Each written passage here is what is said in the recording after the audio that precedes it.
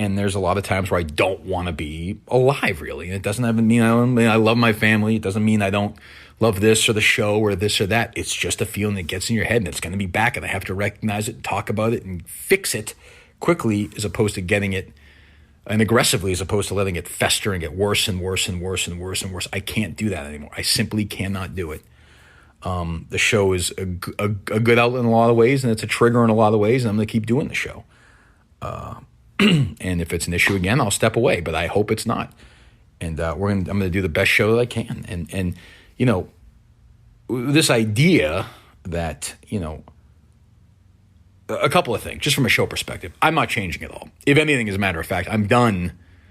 You know, if people, you know, there are nice people who I've had conversations with, but, you know, from a job perspective, I'm done having conversations with people whose feelings are hurt.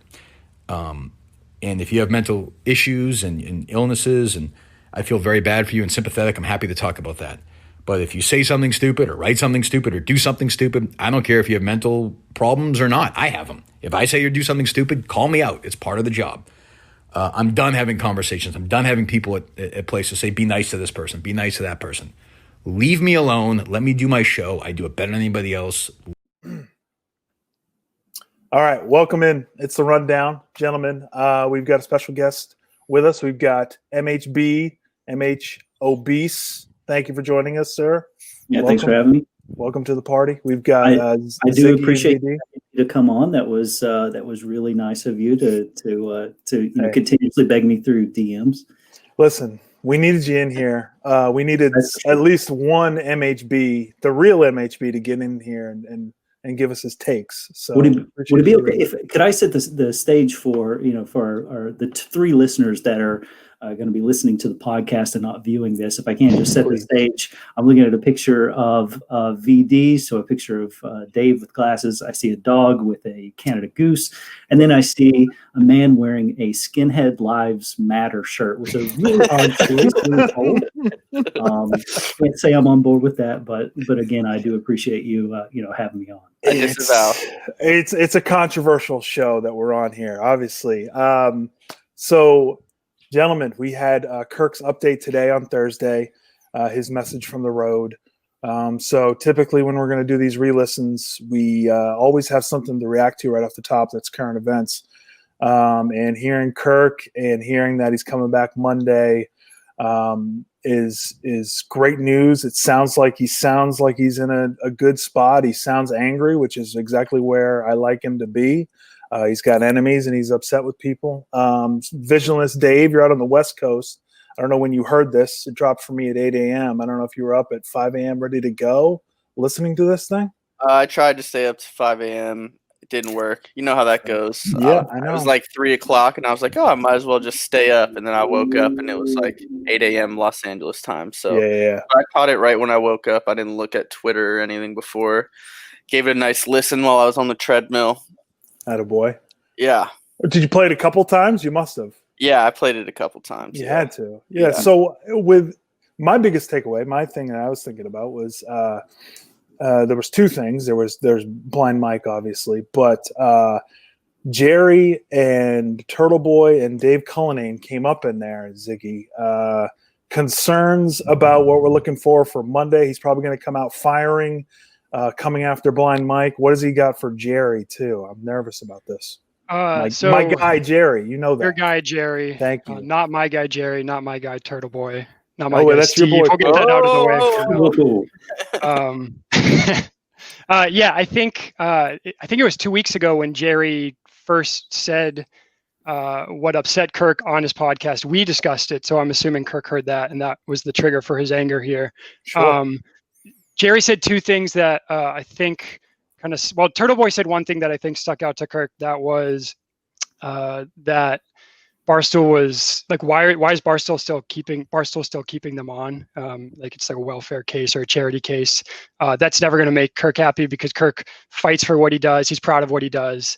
I also think Turtleboy is probably always worried about money in the back of his head because he's had to give up his teacher's pension when he signed that NDA, allegedly. So there's a little bit of that going on. And then Jerry also made a comment about Steve's real future. He could have had a real future if he went to Daily Wire or The Blaze. implying that he wouldn't have a real future on the Kirk Minahan show. And that, I mean, that's not, again, that's going to set anyone off. So I don't know how hard Kirk will go at Jerry. Jerry will probably reach out and beg and grovel this weekend before Monday, but we'll see what we get. Well, yeah, we know Jerry's not going to fight. That's for sure. And I'm glad you mentioned that we said it on this show, Ziggy, because we did. I said Turtleboy hates fun. It's the truth. He's bitching and whining about how long is Barstool going to pay him when there's no show. If I was a part of the show, we wouldn't miss a beat. All this just delirious stuff that you can come to expect from someone like Turtleboy. And I do think Kirk heard it on this show, because I think if he was listening to Jerry's podcast, he would probably be reinstitutionalized pretty quickly. Well, I mean, it is that bad. This is not, I mean, we're being a little unfair here, I think, in that if you listen to when, and correct me if I'm wrong, MH Obese, when Steve and Mike did their show together, they were also talking about getting paid by Barstool and how long, if they will get paid. And I think Steve made some jokes about that too. So do you think that Kirk is upset with Jerry for that comment? And if so, is he also upset with Steve and Mike for talking about that too? I think he's just tired of always getting backstabbed, always feel like, Jerry says one thing to him in private and then does something different on his podcast. And I think he's just getting tired of that. And, and actually in the ReListen, there's the great parody song of Jerry is a backstabbing friend. And that's exactly what he showed himself to be. But, I'm so glad to have heard from Kirk. In all seriousness, I'm glad to have him back, because him not being here, this place has completely sucked. Yes, it has. Yeah, I think we kind of buried the lead, Red, where it was a week ago Wednesday that we got Steve's update saying that he talked to Kirk and Kirk sounded a little more positive. And then today or last night, we get the tweet that we're going to most likely have a reaction from Kirk, or an update from Kirk at the very least. So just great. Very excited to have him back on Monday. I'm glad we have some fresh audio this week to recap instead of the 10-month-old audio that we're usually recapping on this show. And I have to say everyone says how bold Kirk is to talk about his mental health, but you really can't say it enough. Even in the 17-minute update podcast, he talked about how afraid he was for Harry, and that's stuff we haven't really heard it. So he just continues to expose himself, which I think at the very least shows that he cares about others to make it an ongoing conversation. Okay, good job being a suck pump. All right, you got it. I will say, I was really happy to see Kirk set the record straight on Brandon Walker, because some of us were fooled into this, thinking that it really was a joke, and Brandon was telling the truth. Totally not. When he said, not everybody can take a mental health break, that was not a joke. That was real frustration. You don't think that was a joke? Wow. Not it was a second. All right. It was 1% joke, 99% what he felt. And, a lot of people do that, Blind Mike included. In a joke setting, you can kind of introduce how you really feel and then fall back on it's just busting balls. Again, I think he has the right to make that statement, take that shot. But there's just going to be repercussions. That's all. Do you have a grade for Kirk's Southern accent today? Is there a letter grade that you can give it? Yeah, that was for Alabama accents. Yeah, I give that a B plus. Yeah, boring plus. No, and the real grade the real D minus goes to all those Minifans or those soft fools who fell for what Brandon Walker was spitting at him. So. Listen, I'm telling you, some screenshots of some bad takes. So I'm ready to expose them come Monday. I will die on this hill, man. If this is my hill to die on, I'm telling you that even though it was a poorly timed joke, it was under duress. I believe that he was going for the joke, is what I was led to believe, and he apologized for it, and he owned it. He said he was being a bitch. Like, yeah, I'm good with Brandon Walker. Like that might put me in the crosshairs. I don't care. He didn't apologize for the joke. He apologized for going to Erica. No, absolutely. And he said that he was going for the joke and Kirk would be okay with it, which maybe Kirk will be okay with it. Sounds like maybe not. We'll see. He's got some heat for him, I'm sure, on Monday. But yeah, we'll see if your pro We'll see. Brandon Walker take sticks around after Monday's episode. even listen, even when I'm wrong, I'm still right. So I don't mind it. I don't care. I'm right. I know I'm right on But this. whatever gets you through the day. Hey, listen, that will certainly get me through the day. I don't mind that at all. I was really, not being a suck pump. It was interesting to hear, and really like hit home when Kirk started talking about the kids and what he's dealing with, and it was different. He's come back. He's gone away. He's come back before. He's talked about it. He's always open about it. That was really good to hear. Him, just put that out there for us and give us an understanding of what he's really facing with his kids and with his family. Him coming back, I was one of the people who said he was definitely going to come back. It wasn't even going to be an issue, and he's still going to be the same old Kirk. I think he still will be, but there's just a lot of stuff going on there that I can't imagine doing a show for 3 hours a day and having these enemies and going after a Jerry Callahan, which is such a waste of time. I mean, I hate listening to Jerry Callahan's podcast. I can't imagine listening to it and finding things in there to be mad about. So it's just, for him to be able to do that, props to him, man, because it's to listen to Turtleboy twice a week is tough for me. I can't imagine what it's gonna be like for Kirk, man. So you predicting no changes. You're predicting it rides out the same show. I think that there's going to be maybe some changes to schedule. Maybe that will help. Whether it's more time off, maybe maybe this will help with sales too. I remember they're having this conversation before, but maybe you do Tuesday, Wednesday, Thursday, maybe 3 days a week, the same length of time. I don't know, but I think there's probably going to be some changes there. But I don't think there's going to be any changes to what Kirk does when it comes to, just his style and him going after just about everybody. Like, I don't think that's going to change. He pretty much came out and said that today. I'm not going to change. I'm tired of, pussyfooting around people's feelings, if you will. And Ziggy, the first show we did together, you actually had a pretty hot take that's not looking too bad right now. Yeah, I said Mike would not be back when Kirk was back from vacation. So if you qualify this as vacation, which I'm not, but if you do, and I don't know, I think I could have a week buffer for maybe Mike's on the show next week, and then after that he's cut, and I think I could still get credit, just like Kirk would have gotten credit if Dave died May 18th instead of May 22nd. Exactly. Yeah, I think that was a pretty good take at the time. I did miss it off the top. I gotta say that, Ziggy, this must have been really hard for you to have a show without Steve or Mike there. That must have been really difficult for you. Are you doing okay? 1.5. He listened on 1.5. Yeah. Are you doing okay without Steve and Mike? Skip until I heard all right. fake laughs from Steve or the what do you mean from Mike? No. So obviously Kirk hinted that Mike.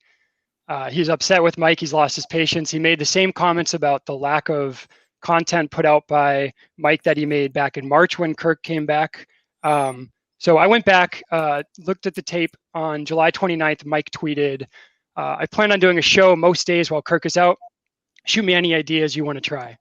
So that was 3 weeks ago. Outside of his regularly scheduled pre-Socko YouTube shows, Mike did an interview with Big Cat, the Mike and Steve show, 2 episodes of Go for Geary, and 3 episodes of a dating show that no one asked for, except maybe DC, Steve from Providence, Manners for sure, the Horny Minifans. So that's 5 hours of content outside of the regular shows Mike is used to doing. Who else did 5 hours of content in that time? The OG Minifans, DC with his recap and everything he's put on his RSS feed, John from Scranton, and this show.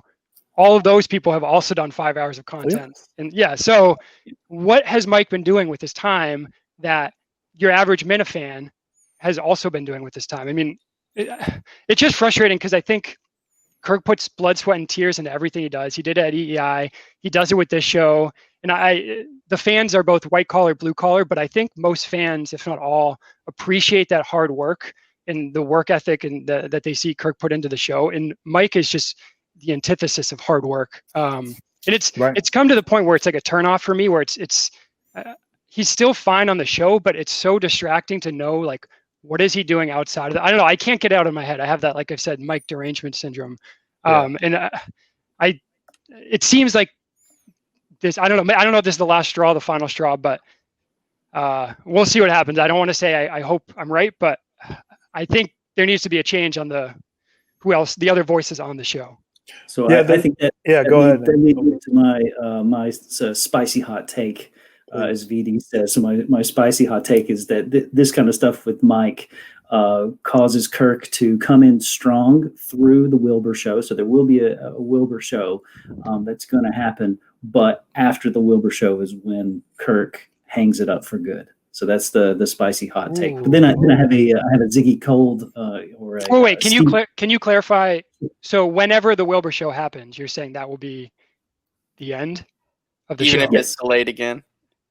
Yeah, because Kirk cannot let that hang over him for the rest of his life. That I double sold out the Wilbur and didn't deliver 2 shows. He will do anything in his power to hold those 2 shows. But after that, it's going to take so much energy for him to do that.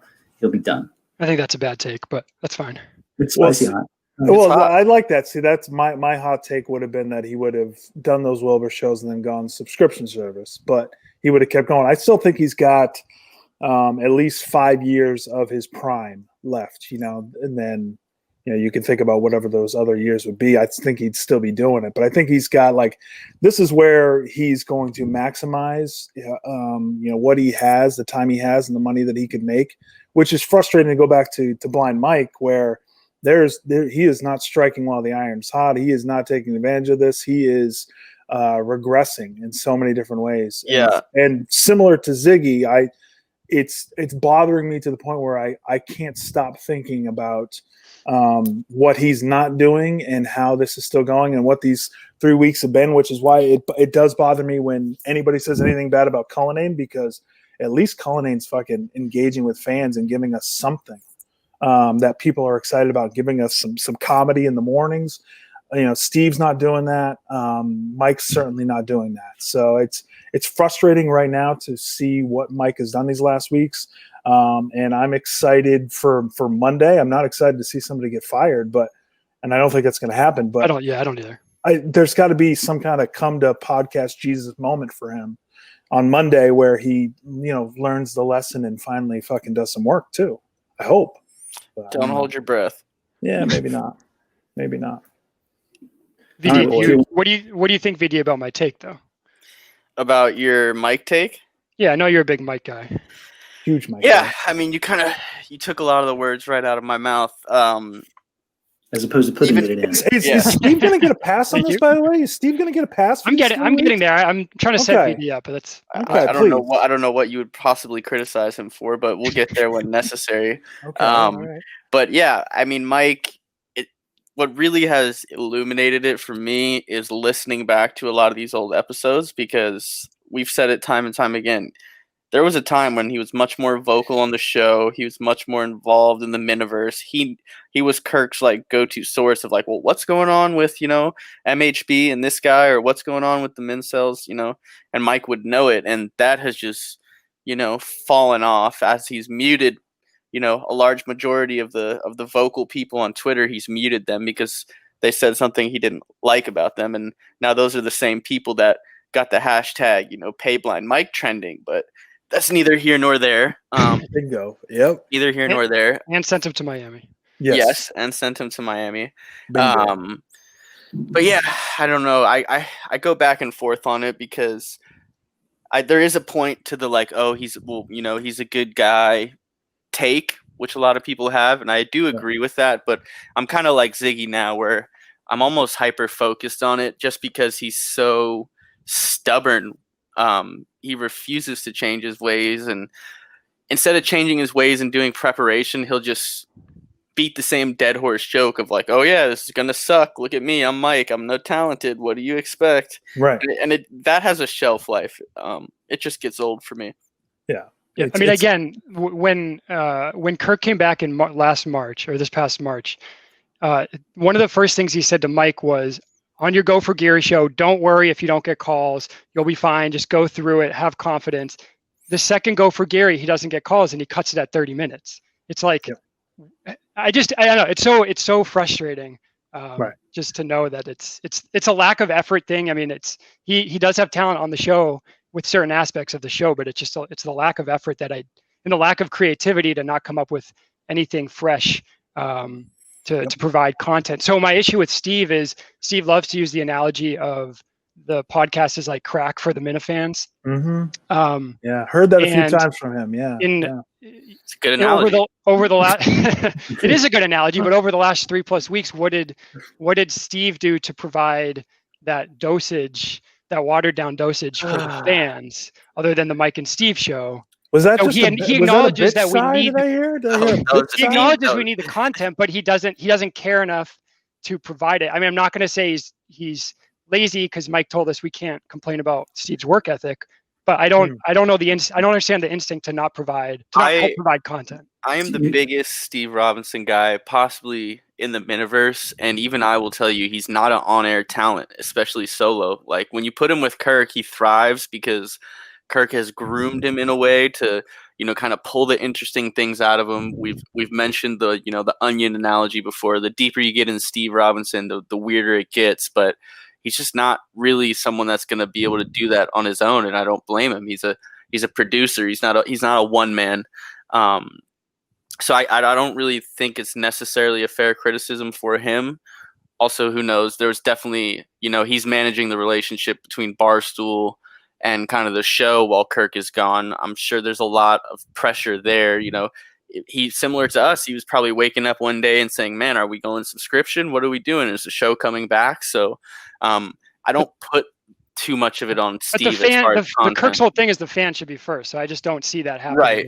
And that's he promised at the very least a Robinson report or two. We didn't get. Which I'm fine we didn't get, but I don't want. Nobody wants. I love how Ziggy has waffled every chance that he's gotten on this. So either he wants Mike and Steve to do a show, and then no, it sucks, so I don't want him to do it. But they should be doing it, even though I don't want it. But I really want it. He's a backtracker. If you've listened to this show at all, I like to make fun of them. So I want the audio out there for me to make fun of, but also more importantly for Kirk to make fun of.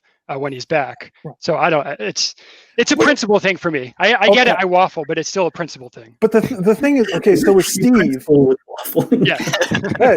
principled waffler. He's a principled zigzagger. He can do it. The problem I have with Steve is that he spent 3 weeks quote tweeting during probably, one of the hottest political seasons we've had. So all he does is quote tweet and he just projects out to people. And these are my thoughts. Here you go. And these are my thoughts that I've stolen from Howie Carr, which is fine. I don't have an issue with that. It's just there's no engagement with actual fans. There's not even like a fucking reply to a tweet, a joke out there, something that's his own, that's not quote tweeted. He could at least do that on Twitter. That's number one. Number two, but hold on. But number two, he could at least, I don't want a fucking Robinson report, but during this time period, why don't you fucking do that? Why don't you do something other than the combined 50 minutes, as Kirk would say today, of just give me something, Steve Robinson, to be happy about. Like I can't handle this any longer that he's just sitting there and just quote tweeting and doing nothing for us, VD. He's doing nothing. You're criticizing. Before you go. No, just real quick. Give me something, Steve Robinson, Warden of the North. That's like the 22-minute mark if you want to screen capture that one. Give me something, Steve Robinson. What do you mean give you something, Steve Robinson? That's what Red said. Aren't you listening? Give me something. Give me something funny. You're criticizing him. You're saying on Twitter all he does is, quote tweet and retweet other people. He literally retweeted a clip of a promo of this show last week. That was so good he couldn't resist. When's the last time Blind Mike retweeted something about this show? I mean, what else do you want the guy to do? He put the Easter egg out there. Investigative journo Ziggy cracked the code on the Mandarin, and Big Steve retweets it. What else do you want him to do? And he's not sitting around wondering if they're going to go subscription service. He's working to go subscription service. He's not wondering anything. That's not what Steve Robinson's doing either. So he's not doing that.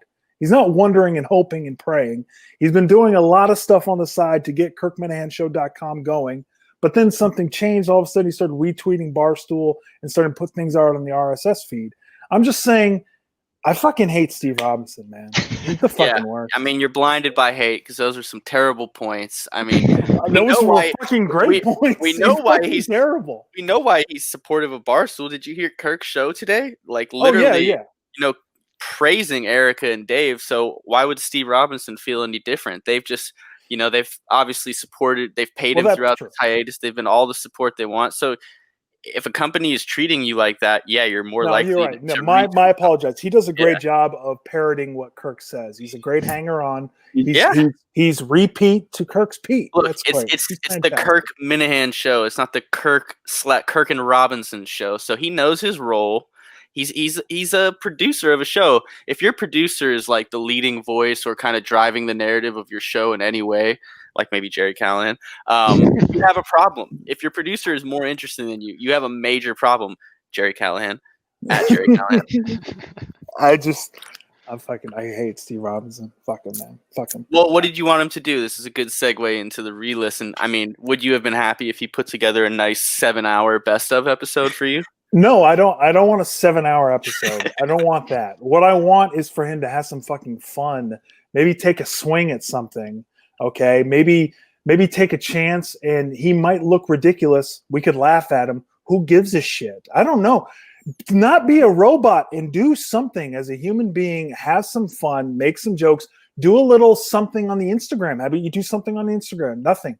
Yeah. Seems like a blind mic responsibility, in my opinion. What the fuck? I mean, Steve, what is he doing? What is Steve doing? Yeah, it wouldn't kill him to show up on some of the YouTube shows, or even just he could just interview somebody at Barstool, like just do something. So I'm with you there. Engage with the fans in some way on Twitter. I don't give a shit. Well, do something. You won't be able to. Let's hope Monday he has a lot prepared for Kirk, because I hope he does. I don't know how much Kirk will dive into like what he's missed over the weeks, but I'm hoping we get some comments on the Dale Arnold Biner clip situation, and there's a couple other little stories that I hope he gets to touch on at some point. I've never talked about fat girls and skinny jeans, asshole. Go fuck yourself. Fire me if you want. I don't give a shit. You don't want me working. Fuck up, you blind fat fuck. Grow a set of fucking balls and fire me then if you want. If you don't want me here anymore, fucking do it. I don't care. We got our headline for the show today. I'll tell you what, the headline will not be spiked. I mean, Jesus Christ. Well, I mean, I just don't. I swear, I don't understand that's mystifying to me. The hatred for him. Yeah. Actually, K. Marco hates you more than Dave does. I've never interacted with K. Marco in my fucking life. I'm telling you, I've sent 2 emails that have not been responded to. When I talked to K. Marco after the Donald Trump Jr. thing. Yeah. I think it was Donald Trump Jr. Yeah. Because I was like, why me for that? I forget how it came up. We had a huge fight in the phone. And he was like, I respect you. He's like, I would never tell you not to do something or do anything. He's like, I just hate Mike. I don't respect him at all. And I said, I tweeted something about it. Oh, was it? Okay. Yeah. That might be it might be the case that your Twitter account gets you in trouble sometimes. It's the mildest fucking. I am not making a lot of hot takes on Twitter. Yeah, I know, but like, every time. Christ, grow some fucking balls. You guys say you haven't gotten soft. Stop getting butthurt about things I tweeted 6 months ago. Jesus Christ. I agree with you. Grow up. Yeah, I'm not disagreeing. I mean, agree what 100%. the fuck? Every time Portnoy comes on, though, it's about the tweets you sent during the Albright thing, this tweet, that tweet. How many tweets have I sent licking the asshole of Barstool Sports, saying how fucking great everything they represent is? I talk about how good Pardon My Take and KFC Radio are. I have Carabas and Smitty on to shoot the shit with them. Hey, look at me, I'm blind. Throw a fucking wall to my face. Look, I can't play Fortnite. Isn't that hilarious? I do whatever the fuck you want me to, and you hate me for some reason. I don't understand it. Jesus. All right. So speaking of Blind Mike needing to do something, act something, say something, we get Blind Mike daring Portnoy to fire him. Finally, on this ReListen, coming back in the new year, we get pissed off Blind Mike. It was a long break, and there was a lot of activity on Twitter over that break. And then we get Mike angry at Portnoy, and Kirk and Steve kind of setting him up for it and getting him going, and then he just goes off, and it was wonderful. And then Mike was immediately regretting it as soon as he said it. Obese, did you catch this on the first listen? I'm not sure how long you've been listening to the show and following along, but what were your thoughts when you heard this the first time?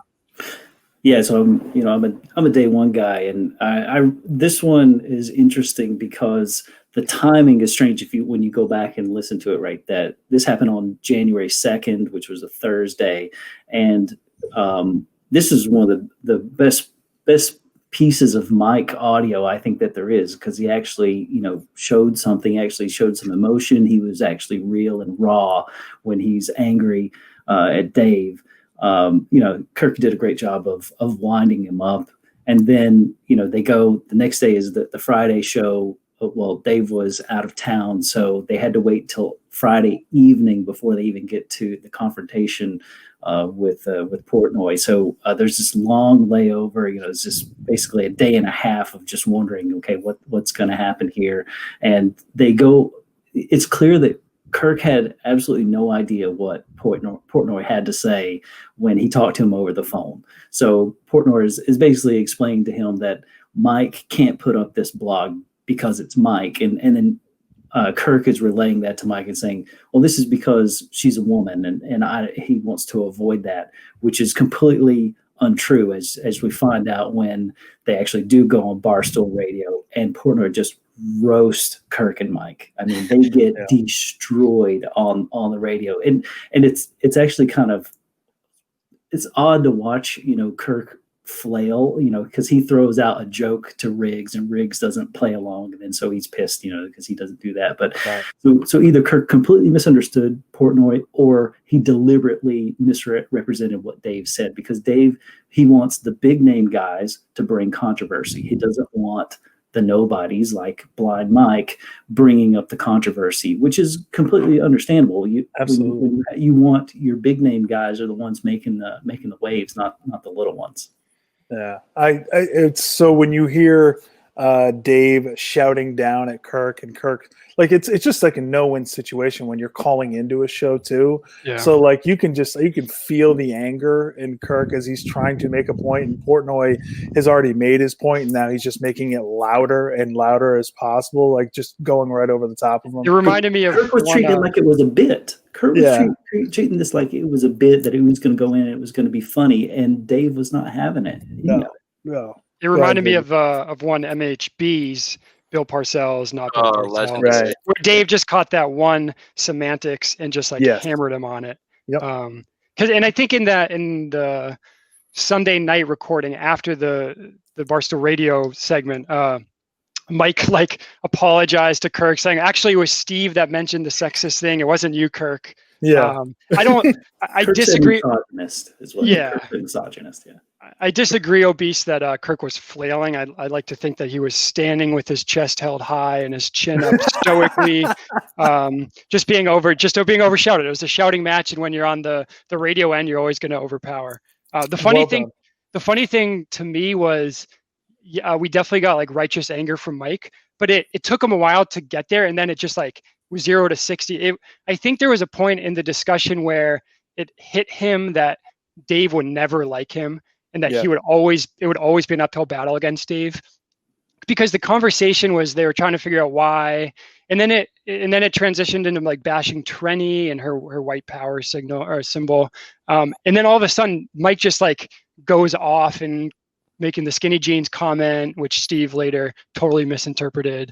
It was just I think there was that internal battle where it was brewing up with him, and then he just snapped, even though they were off the point of Dave, and then Mike just went to town. And then the next hour of the episode is just Kirk wailing on Mike to try to make him nervous, right? Because it's just it's stretched out so long, he just keeps hammering it and making him think about it. I think you're all giving Mike way too much credit for even fucking this up, because Mike in this episode, I listened to it 3 times. Mike is just a ball of clay, and you can kind of tell early on Kirk gets a little bit of he gets the sense that Mike's a little on edge, and he just constantly is throttling up, throttling back, throttling up.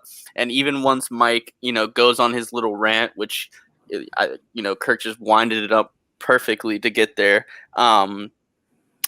He'll just go back and forth from supporting Mike's anger, and then the instant Mike starts to get angry, he'll drop like a serious comment like, well, he could fire you. I mean, you got to remember who you're messing with. And then as soon as Mike gets scared again, he goes back to just joking, and he just has Mike fucking getting like ragdolled. He's like he's in a washroom. He's going around and around. He doesn't know what to do. And the point where I still don't even know, do you think Kirk actually got a text from Dave during that? I don't think that he did. I think he was making that up. It was hard to tell. And then the fake like phone call when his phone rings, like I remember my heart just kind of like stopped. I was like, oh shit. But yeah, it was great to listen to. Anytime Mike gets on one of those rants, it's always a car crash waiting to happen. He did it a couple times, yelling about Cullinane, like running the Instagram and shit. And he's not a good angry ranter. It doesn't show the best of him. He basically resorts to the Cullinane method and just starts swearing a lot and calling people pussies. Right, but the bar for Mike is set so low. Yeah, no, I love when he starts doing it because we're just saying this is nice that he's able to do something. Okay, like you're giving a guy credit on a podcast for speaking. Yeah, if that's how low the bar. Yeah, is, we're talking about Blind Mike. Yes. But it was a masterful episode just to watch how Kirk can sense a little bit of uncomfortable feeling, and then he can just like kind of stoke that fire, like just it's a beauutil thing. I think I'm gonna vomit. I really boy did I hate listening to this one twice because it's 3.5 hours that could have been 1 hour. Man, he's just stretching. Oh, those are my favorite shows. He didn't. It's like he felt like he needed to pass the 3 hour mark, so he's just stretching. They do the 2.5 hour circle, where they after 2.5 hours they circle back to where they started. Yeah. No, this is a horrible episode. Well, that's why I loved it, is because it was like he's playing him like a puppet, and he's winding him up, and then Steve tweets it out that Mike said this, and so they're just kind of like sitting there waiting to see if there's somebody's going to pick up on this, if Portnoy is going to find it. Is Gaz going to tweet it out? Like, so they're sitting there waiting, and the whole time, like, probably, I think I didn't clock it like DEC likes to clock it, but I did. I was checking the time, and I think it was like 15 minutes, or maybe it was 10, where Mike started to automatically start to regret this, and like that third hour, he was really, really regretting it. Don't you think that's maybe why Kirk made a 3 hour show? Because he knew Mike was sitting there with just a pit in his stomach, just like obviously not thinking about anything other than like, well, what's going to happen? Is Dave on vacation? Well, if I make it past 6 o'clock, I'm fine. Like you could tell Mike's head was just a mess right there. And so I think that's why Kirk, drag the show on a little bit. And for me, I love the long shows. So I will, even if they talk in circles, I mean, I'm always, I'm like Ziggy Robinson. I'm in it for the long show.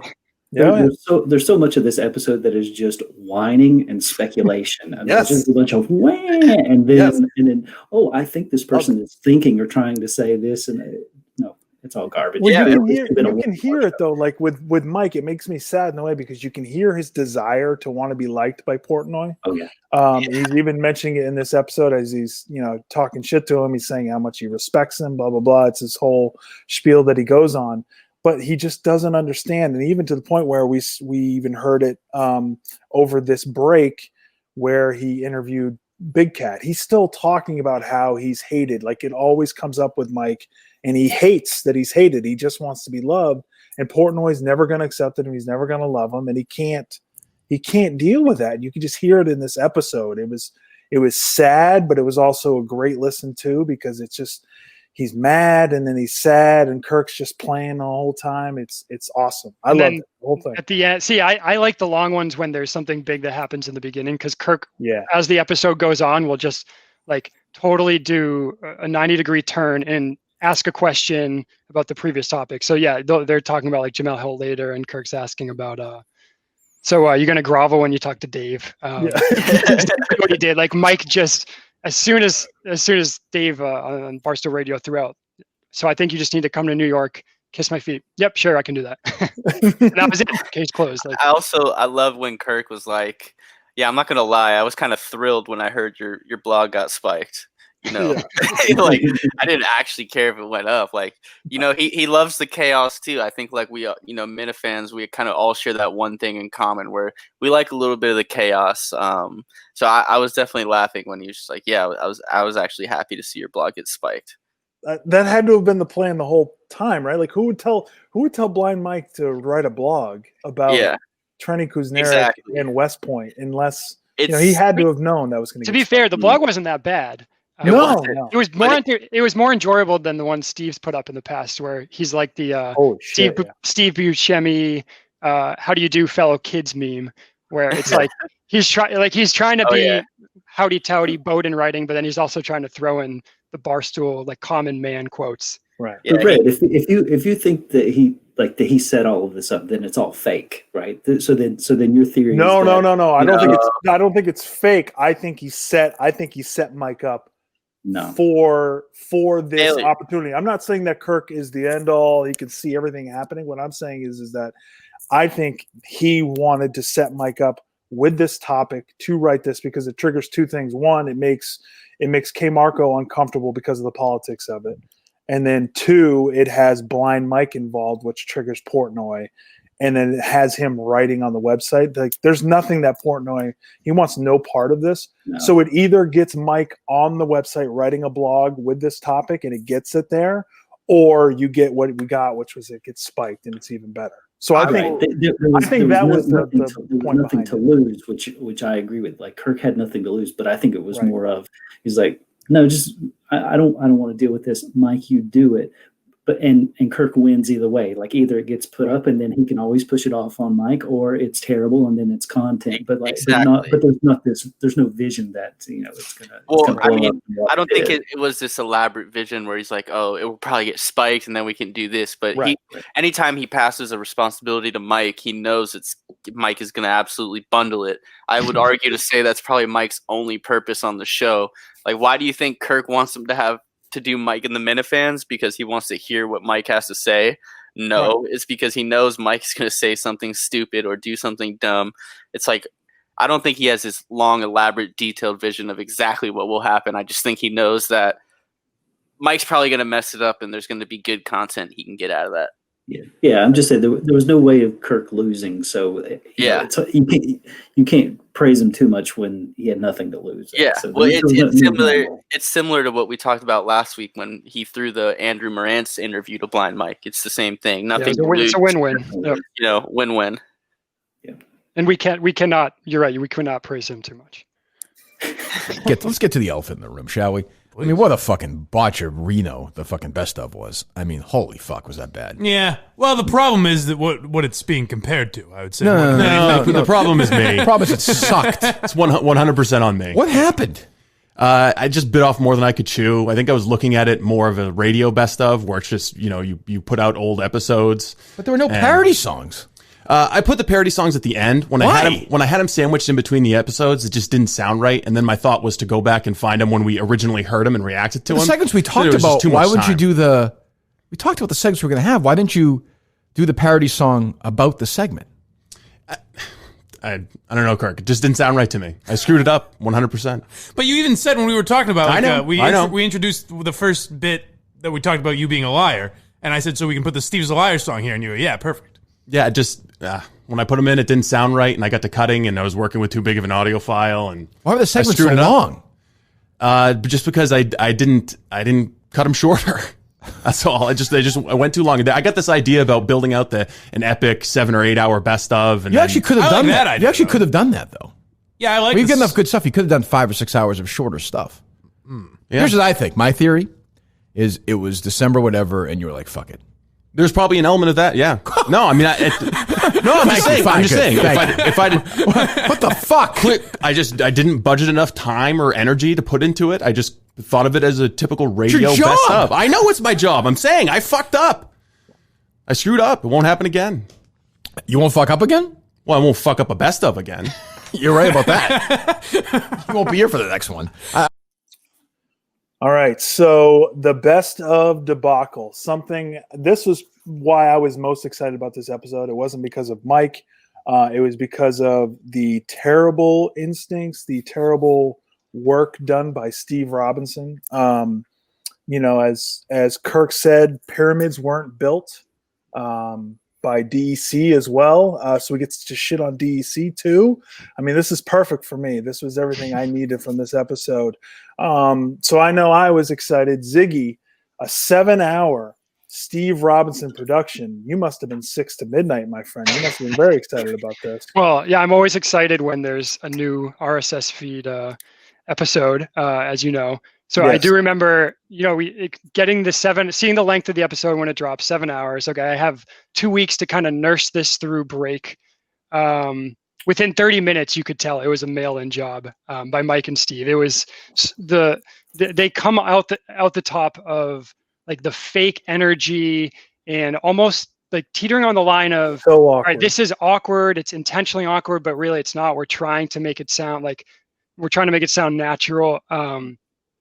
They mentioned in this episode how Steve queued up a segment and then it was the wrong segment. Near the end, at the very end, at the 7-hour mark, Steve's like, okay, Mike, this is when you're going to do the bet advertisement. All right, go now. And then he does it. So it's just like, I mean, it was perfect for me because I love when they make fun of stuff like this. Unfortunately, this came after the break. There was a lot of stuff they had to cover and they didn't really get into the nitty gritty audio of the best of the awkwardness of Mike and Steve. But I mean, Steve said it best that could have put more time and energy into it. He mailed it in. He was lazy. I don't know how anyone, even the most stringent Steve supporter, could back him here. Yeah, and we're going to get to him in a second. Obese, I'm going to kick it to you. There's a couple of quotes that I loved. I needed to say these things. So at one point, Steve was trying to explain this best of, and he said, it just didn't sound right to me. The way he was setting up, it just didn't sound right. That was a lie by Steve that I loved. And then another one that was just perfect Steve lie. I got this idea about building out an epic, he said. Building out an epic. Did you feel like he was building out an epic here? It felt like he was just randomly collecting a bunch of sound together. And then partway through, they are trying to do what they think Kirk would like, and that's leave in the awkwardness, and then they're intentionally being awkward, and then Steve goes full radio voice with a hey guys, what about this segment?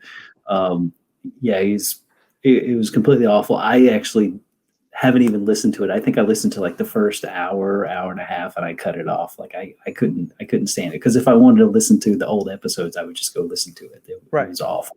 Right. It wasn't. There was no work actually done to it. Yeah. It was just copy and paste. Yeah. It was a DEC special. It was a compendium of the greatest hits. So everything that you needed in this compendium, VD, please defend the work of your guy, Steve Robinson. I'm curious how you do this. I'll start off by saying this was classic pile-on Blind Mike. Blind Mike, he hears Kirk criticizing Steve, and he jumps right on it. And then at one point, Kirk is like, well, what was your role? And he was like, well, I don't edit, It's like, oh, so you're just going to bury Steve for this? All you did was do like a 20-minute in-studio recording? Like, he's the talent, VD. He just sits there and talks. Oh, what? He can't pull timestamps? Like, even Joe Henney can pull timestamps. If one thing I've learned about doing these re-listen shows is that you know how much time it takes to go back to listen to everything and pull sound and put it all together.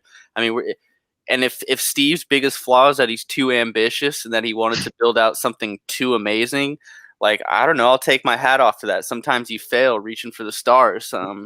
But I didn't hate it. Hold on, please. Stop for a second. Stop. Okay, so there's no timestamps, first off. And well, no, I'm saying like Mike didn't contribute at all. I know, but hold on. I'm going to give you the floor. I'm going to give you the floor. I just have to read this quote, please. Kirk asked, "Do you think you were just being lazy?" And his response was, "Yeah, I mean, there was a part of that." No, it wasn't a part of that, Steve Robinson. It was all of that. It was just complete laziness, VD. What are you even talking about? I wouldn't say complete laziness as much as I would say is that his dream was too big and he didn't have, the resources or the energy to execute on that, and he fell short. Could he have stuck it through? Yeah, he'll admit that. He was the first one to say it. Could he have asked for help from interns or from Mike? Yeah, he could have. Could they have done some prep work? Yeah, they could have. Right?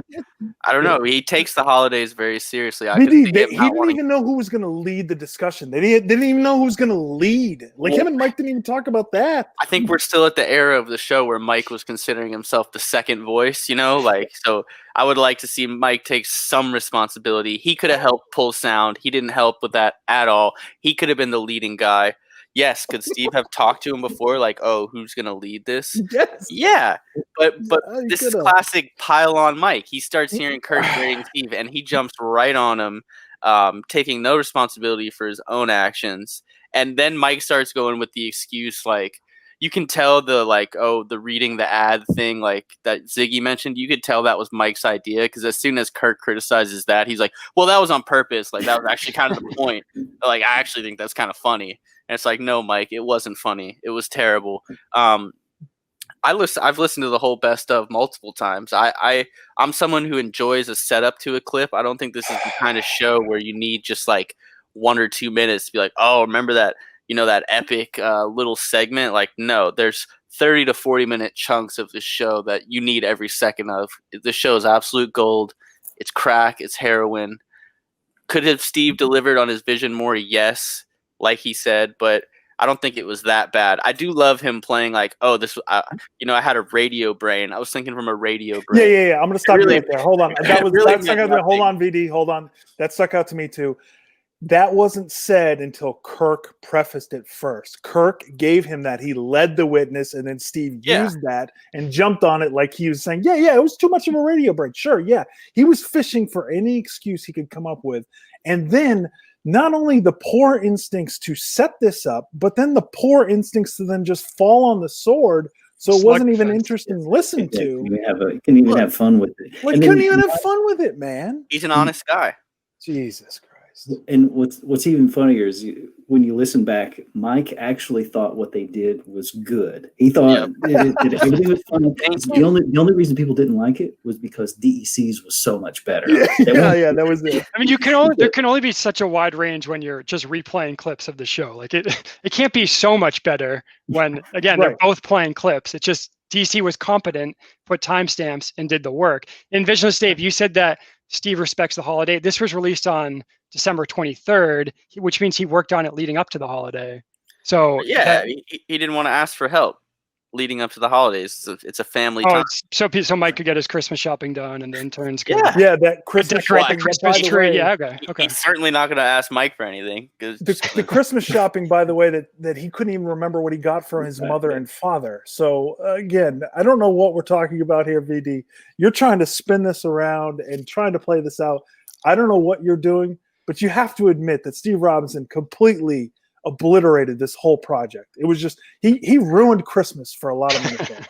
Just admit it. I think that's harsh. Steve says this a lot. It's true to a certain extent. It's like, would there be any show that would have been good enough to suffice? Like, it's never going to be a regular show. So is there anything that's just gathering old clips that could ever be good enough to satisfy that crave that he thinks Minifan gets? And the answer is no. But again, DC's was satisfactory for the fans. I think that is like a crave. I went back and listened to that. There's a little bit of a weird narrative there about how good that was. And it wasn't that good, but in comparison, it was. It was comparison. Better. Steve was that bad. That's how bad it was. It was way less ambitious, and he was able to deliver on that way less ambitious of a dream. So hats off to DEC. He does a very mediocre podcast well. He does a great job pushing buttons, as Kirk said. Pyramids weren't built. He did a great job. He's a button pusher. Yeah, he's great. It's fantastic. One other thing that kind of bothered me. So Steve said that they didn't want to script the show or the best of because the show isn't scripted. The show isn't scripted because you have Kirk Minahan running the show who can take any topic in 4 different directions and keep you on your toes. Get out of here. There were so many excuses that he threw. It reminded me of myself, to be honest. Because if you throw enough out there, eventually they're just going to stop. He took full responsibility. I've heard both of you criticize people for being script readers. So we don't need scripts on this show. It's not Call Her Daddy. It was December whatever, and he just said, "Fuck it." That's it. That's all it was. Partially. He just said, That was "Fuck it." only part of it. That wasn't fully. And he admitted to it. I don't even know what we're arguing about. He admitted that he mailed it in and that he was lazy. And again, he said, I could have put more time and energy into it, aka the byline of the Michael Geary biography. Yeah. You'll notice how Mike pretty quickly threw Steve under the bus, and at no point does Steve throw Mike under the bus, which he wanted to do. I will criticize Steve about that. He should have placed a lot more blame on Blind Mike. I will agree with you there. Mike's too heavy to throw in front of the bus. Oh. Real quick, compendium. Do you guys know what compendium actually means? Only because Red tweeted the definition. Yes. A collection of concise but detailed information about a particular subject. This was neither concise nor detailed. No. So just throwing that out there. Couldn't even use the right word. No, he couldn't. That's coming from a guy who claims to like long shows, Ziggy Robinson, criticizing the longest show in show history. Don't move the goalpost. But my response is the RSS feed is sacred according to you, VD, right? Yeah. Again, you're defending someone who admitted that they mailed in something that they themselves put on that sacred RSS feed. Partially mailed in. He said that was a part of it. That wasn't all. So this is kind of going into. We're just going to go right into random notes here because this is flowing very well. So we get everything from Steve there, and then we just start bouncing around. Do you think that Steve Robinson is still writing checks and putting 2019 on his checks? Obese. Did you catch that? What is Steve talking about? It was January 2nd. He's still putting 2019 on his checks. He had not written any check. No, maybe he may have gotten in a check in the mail, a Christmas card or something, and that's what he was thinking about. But yeah, nobody's writing a check to the IRS on January 2nd. It's funny because his example was, I write him to the IRS. When I had to pay back taxes one time. So it's not like he's not paying every year. He just did it once. Usually it's the older generation that's like mocking the younger generation or being puzzled by the younger generation not writing checks. Of course, this time Steve is the old man that's mocking Kirk for not using checks. Yeah, he is 135 years old. So. Right. Look, he doesn't like parting ways with his money. So that was great. That was a good line. At one point, too, Kirk accuses him of being like, you probably go inside the bank and talk to the tellers. I will say I am one of those guys. So maybe that's why I'm a Steve Robinson guy. I enjoy the experience of going into the bank. I enjoy that too. I enjoy that. It makes me feel good to watch someone hand me my money instead of a machine. I don't know if that's an ego thing. Maybe I could have Mayo, psychologically diagnose that sometime. Right. But I'm an inside bank guy. I don't write a lot of checks these days. That I don't know where Steve got that, but I mean, are we really going to bury a guy for writing checks? Like, come on. No, but we're burying the guy for the excuse that he gave and the reasoning that he gave for doing so. Right. It was just a stupid line, VD. I'm going to get you to commit to one of these things. Did you catch the subtle Steve lie about the home recording on the Cape where he said, and I quote, he hasn't got back to confirm the date? Now, so I'm led to believe that Steve Robinson emailed this guy. I can't remember his name. It was, when they went that week later, they went out and did the show at his house, which was awesome and raised, I think, $5,000, which is great. But so I'm led to believe that Steve Robinson emailed him on January 31st, and the guy hadn't gotten back to him. So you're telling me that Steve Robinson, who respects holidays, on New Year's Eve is going to email this guy for confirmation on when and where we're going to do this thing? There's no way Steve had emailed that guy at that point. I guarantee you, after the show was done, Steve then emailed the guy, only because Kirk called him out on it. That's a clear lie right there. That's a crazy accusation. Now, I said Big Steve respects the holidays. I'm speaking of religious holidays, which New Year's Day is not a religious holiday, at least in the religion. New Year's Eve is not a holiday. Yeah. So zero chance he sent that email. Big Steve definitely turns his nose up at New Year's because it's not a real holiday. But what do you mean? He's diligent with his emails. That guy, throughout the whole process, he actually did seem pretty laissez-faire with everything. Even up to the recording of the episode, ended up being a great episode. It was a great episode. I'm just telling you, it's Steve. Well produced. Lives to lie. He lives to lie. He has to do it, and it's just like one of those little lies he just throws out there. That's like I said, it ended up being a great episode. Well produced, off-site. You couldn't really tell there was a sound different. You never would have known they weren't in studio if they didn't tell you. So great job with Steve on that remote recording. Was it I a lie agree. when Steve said it's so much easier to listen to a podcast on your way to work in your car? Then the radio. Yeah. Then, just turning the dial or pressing the power button on the radio. It's that much easier to listen to a podcast. Well, I don't think he meant physically easier. I mean, it's easier to get the content you want by listening to a podcast, which is what he meant instead of radio. No. That's not what he meant. Because they were talking about ratings, and he was saying, Okay. well, nowadays there's fewer ratings because it's so much easier to listen to a podcast. Now you're a mind reader, Ziggy. Now you're a mind reader. These notes go on. My last one, and I'm going to stop talking about Steve. I think the reason for him not liking Jim Browdy, he's a total lib. That was a great line. He's a total lib. That's it. Oh, I clipped that. I'm not gonna lie, I clipped that. I have that one in the. That's it. He's frustrated. He's like, he's a total lib. But yeah, Kirk goes like, "Why?" Or someone says, "Why do you hate him?" And he's just like, "Well, he's a total lib." And that's not why I hate him. I don't hate him because he's a lib. It's like, yeah, you do, Steve. Just own up to it. I thought a part that was pretty weird was when they were talking about the alleged Portnoy sex tape, and Blind Mike was like, "It would have been great if we could, if he would have came in it." Like, clearly, just having some kind of weird desire to see or hear Dave Portnoy come. It was a really weird line that kind of just, stream of consciousness Mike let out, and I don't know. It kind of got glossed over by Kirk, but that struck me as kind of weird. I also had a tally going. Kind of during the trending part of the conversation for how many times Blind Mike was going to say, "I don't get that." Like, I don't get that. And I stopped at 7 because it was just going to be way too high. That's great.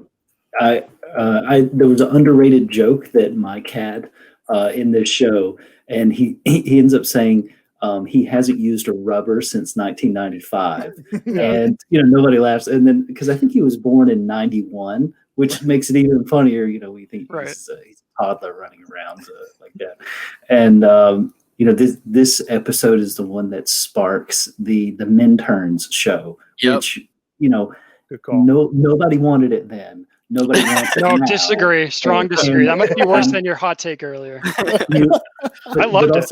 You were reminded from the moment Will has been there. So from the very moment you hear the hair intern, how useless of a person he is, how much everybody hates him. And I will say my proudest moment on the YouTube has been when I was on the Minifan mashup that got Will fired. And I'm proud of that. I'll throw my chest out. I'm proud of that to get him fired because he sucks. It's crazy that Will lasted as long as he did, because when you go back and listen to anything, I don't think Kirk ever said anything positive about Will. Not once. I think this is where my Blind Mike take comes from, is that he's repeating the same thing over and over again. Like, why is hair intern still here? Why is Blind Mike still here? So that's where it comes from. I like that. that. No, I love the Intern show because, like VD you said earlier with Mike and the Minifans, it's just audio that they can react to. I remember being like, so I listened to the first one. I liked Justin off the top. I did not like Will, but I kind of got them confused. And then that Monday, Kirk was saying that he hated Justin and he loved hair intern, which I was like, is Kirk just confused at who's who? And then they finally clarified. And no, I think he was just trolling, because I don't know how you could come off disliking Justin and liking Will on that show. Yeah. I can it's see funny both. because it's awkward, but nobody wants to watch it. Hey, more something is better than nothing. Nobody was asking for it. I think that's a safer point. Yeah, Nobody. That's true, but I will say these last 3 weeks, it would have been nice to have something like that intern show, having it, the Intern show these last 3 weeks would have been nice to have that too. Like, on this topic, can I say, like, what has happened to the on-air talent, the world-class on-air talent that is DJK? Like, he used to just, complain about not being able to do his own show or something. He's still very active. He does a great job with the YouTube, but I don't know. He was like the, self-appointed, top 5 on-air talent in the world. He's kind of vanished from that. I miss Stin Man. What I'm trying to say is I miss Stin Man. Kirk kind of neutered him. My guess is there's something with, I think he was like partially under contract, and but they were waiting for quarantine to end so he could get that job. So I don't know, maybe there's something where he didn't feel like it was in his best interest to put himself out there anymore. Well, this is kind of getting into the YouTube BJK show. stuff for your own show. Yeah. The Intern recap show. Yeah. And another thing from this episode was Kirk asked, "Do we hate Turtleboy?" And I still don't know the answer to that question today, because it seems like there was a YouTube show where Turtleboy came on and he was saying that he loved Jerry's show. He called it Our Show. I don't remember which show that was. Right? Do you remember that one? I don't know. I don't remember what show that was. No, you're on Kirk's network, but you love Jerry's show more. Yeah, that's I will say, Turtleboy is a nice guy. He seems like a really nice guy. Hey, he's got $7,500 to fall back on. Since he's a total drip. He's a total bore. He doesn't want to have any fun. I get it. I don't think Turtleboy is going to be. I'll say that I don't think his articles and his work is going to be shared on the Kirk Minahan show very often anymore. Which, before this all went down in July, it was just about every day, every other day, they were going right to Turtleboy stuff all the time. Steve was happy to bring it up. Kirk was talking about Turtleboy all the time. It was always positive stuff. I don't think that's going to be the case now.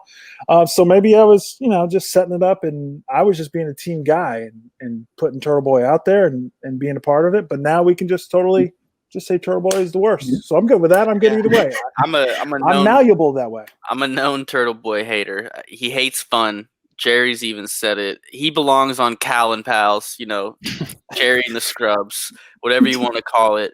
Tunnel vision. Yeah. But yeah, I have no use for Turtleboy. Same with Ziggy, I think. Yeah, I disavow. He's never been on a rundown I've been on. So. I'll miss his articles. We've mentioned this line before, but I'll miss his articles about like a stolen mattress or something happening on Craigslist. That was a great dig by Kirk. That was a really good dig. Because at first Steve and Mike didn't even understand it. Like you could tell they're kind of thinking like, what is he talking about? But anytime anyone's going to take a shot at Turtleboy, I'm here for it. Are there any other random notes from the show? One last one, please, for me, before Ziggy puts us to sleep. So Steve mentions rush lunches and rooms, that was popular. And then when Kirk presses him on it, he said, "Oh yeah, it was mentioned in this article, and the article is dated, from the early '90s. So back in the time when toddlers were wearing rubbers. I mean, he doesn't know the name of it. He's just saying, "Oh yeah, this is popular," and he'd never been a part of it. So yeah, total Steve lie. Never had such a thing at his high school. So this is my theory on that. Is I think it was an English teacher or a history teacher in high school who got him into this and got him going on everything that had to be conservative politics. So I think that possibly there was some Rush being played in his homeroom or something going on there. Maybe that was his Rush room. So I might give Steve a little credit on that one. So maybe that's what he's talking about. So as the Steve historian here, please, I've dug deep.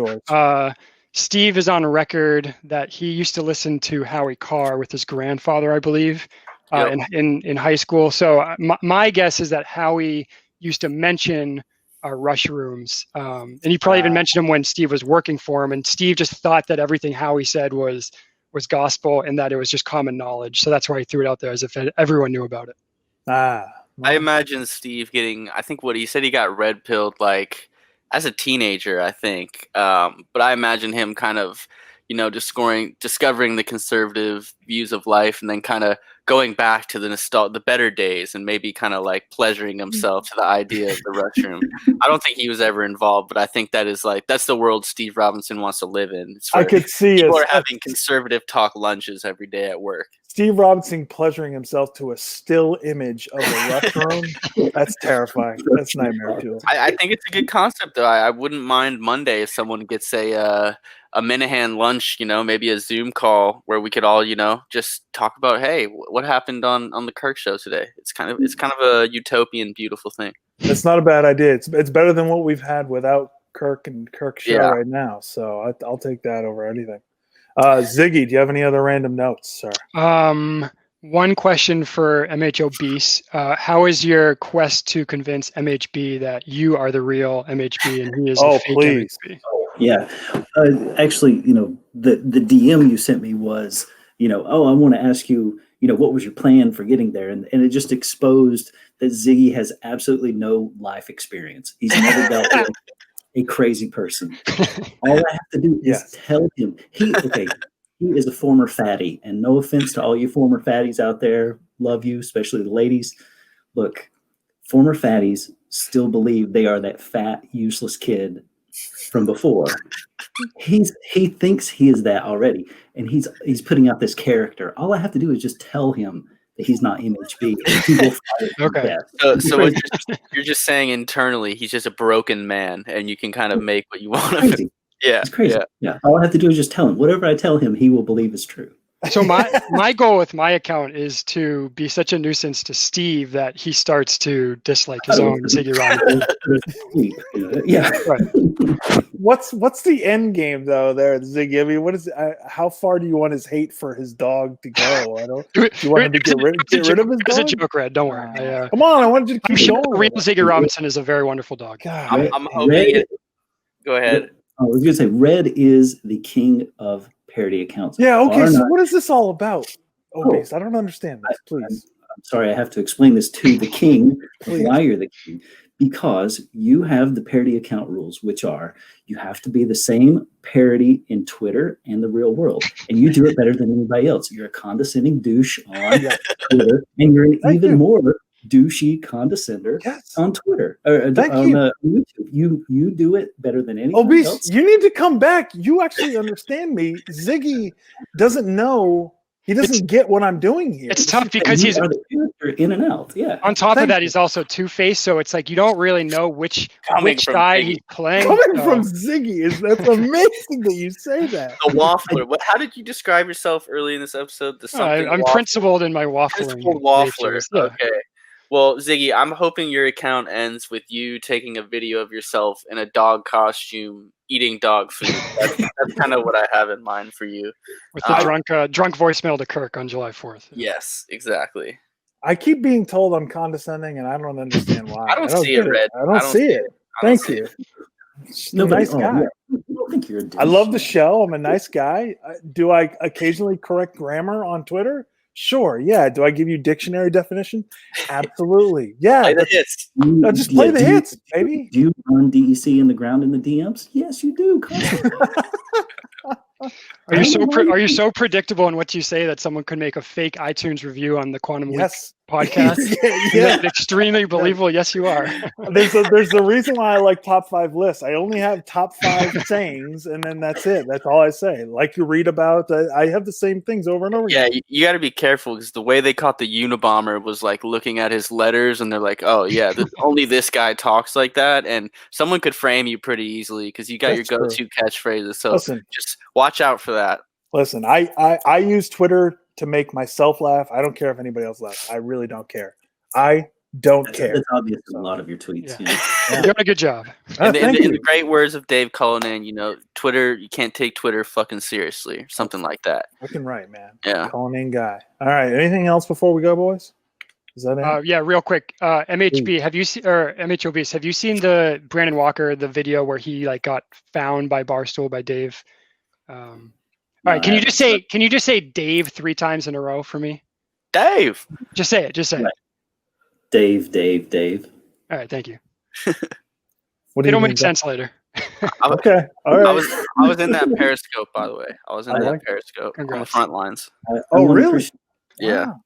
I want to give my appreciation for you guys scraping the bottom of the barrel for this episode, and inviting VD on. I think that was really nice of you guys.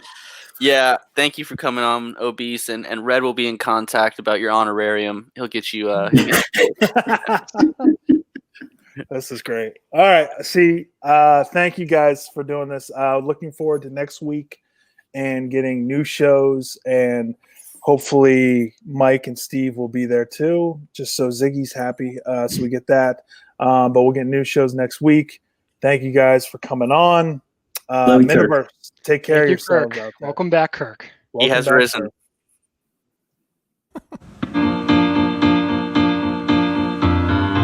Jerry's a backstabbing friend.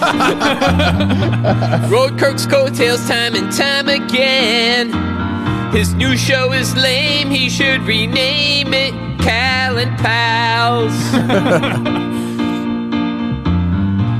He's stuck with Cullinane. That means this show is circling the drain. Jerry will learn Turtleboy makes but sound like Howard Stern. He's known as Podcast Judas. His disloyalty knows no end. His success will be slim. People like Greg Hill more than him. And the Cala fans all ask, what is a podcast again? Jerry's a backstabbing friend. Jerry's a backstabbing friend. Jerry's a backstabbing friend.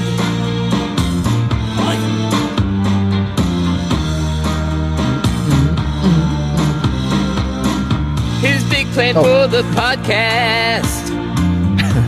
He'll read a note from a quarterback. And Shea Concrete regrets they didn't sponsor Nick Fitzy. He's at a bar studio. People love hearing bad audio. To hell with quality, at least they have a popcorn machine. And when the show gets canceled, I'll give it about 2 weeks or 3.